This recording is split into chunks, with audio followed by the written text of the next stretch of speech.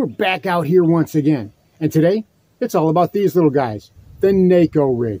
And if you think the Waco rig was a crazy way to fish, just wait and see what I've done with this setup to make it completely weedless.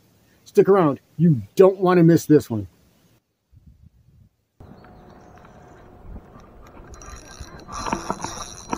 Ooh, I got you. That's a good one.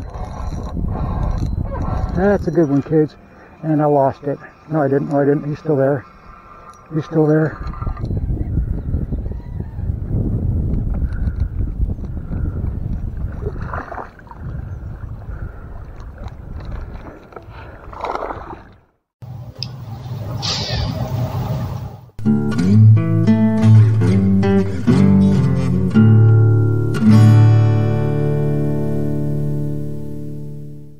And here is this video's featured comment.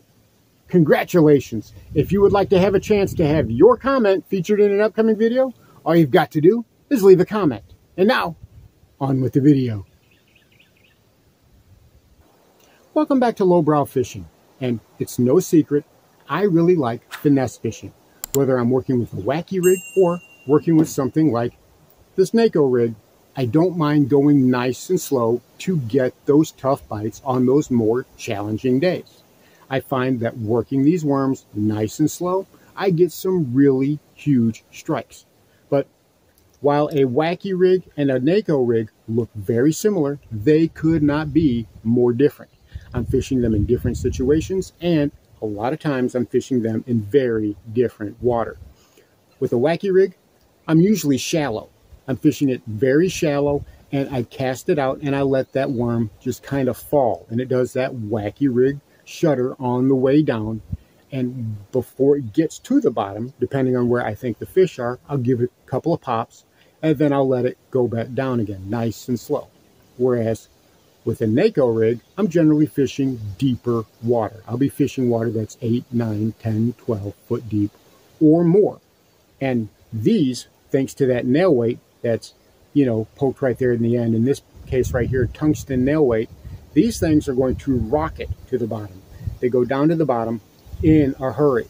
And when they get to the bottom, well, that tail sticks up. If you've got vegetation, if you've got gravel, if you've got something down there, this is going to stick up, which can be enticing to those fish, especially if it's got a little subtle wiggle to it. So you tap it along nice and slow, almost like you would a Texas rig, working it very, very slowly. You want to inch it along and give it frequent pauses. And that, like the wacky rig, can result in some giant strikes, and you will catch some very nice fish. But the problem is, the wacky rig and the Neko rig are not weedless at all. And in the lakes around the Gulf South, especially here in Mississippi, where you've got hydrilla and you've got milfoil all over the place, well, a lot of times you're picking a bunch of slop off of your hook after every single cast. You know, that's why I came up with the Waco rig in the first place, is because we've all seen those weedless wacky hooks. They've got the little wires on there. I've tried a bunch of them, and I never really liked the result. They were never weedless enough for me, so that's where I developed the Waco rig. And for those of you who are not familiar with the Waco rig, I'm going to post a couple of videos I did about them in the description below, because I'm telling you what, if you don't know what the Waco is, you are missing out, because it is a dynamite way to catch nice bass. So you guys know how I am, mad scientist. My brain got to cooking. I decided I was going to take the Neko rig and make it weedless. Now my first instinct is to take the regular Waco rig, and instead of putting the weight right near the hook, I put it all the way in the tail, like you would a regular Neko rig. But the problem with that is that the hook was too high in the water and the tail was too down far in the water, and it wouldn't drag right. So I figured, okay, this is going to take just a little bit of thought. And a buddy of mine a few years ago showed me something that really helped me figure this out. A few years ago, a buddy of mine showed me this rig right here, and this is called the bungee jumper rig, or a bungee rig.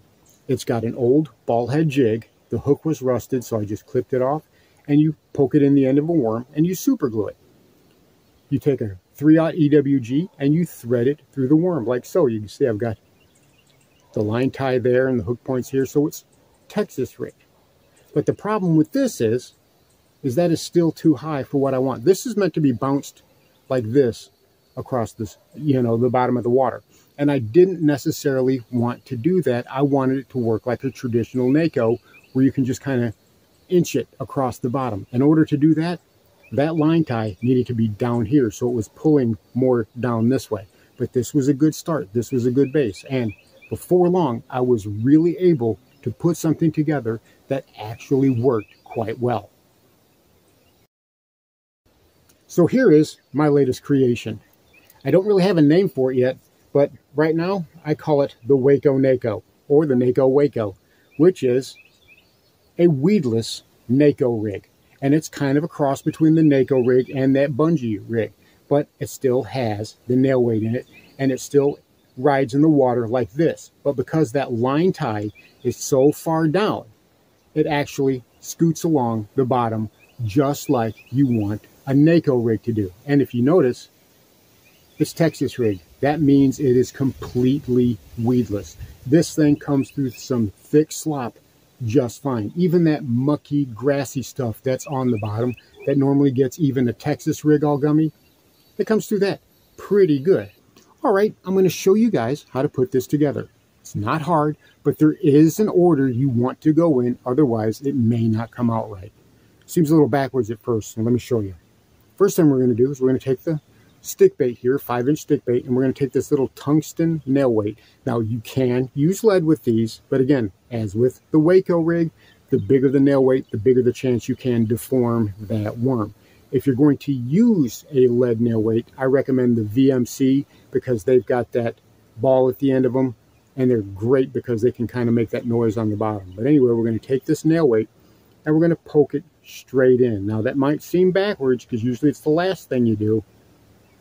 We want it like that. So when we take this little light wire, 1/0 EWG, we want to feel for the bottom of that nail weight because we don't want the hook to be poking into that. Otherwise, the hook and the nail weight are going to be getting in each other's way. So go ahead and stick it in there.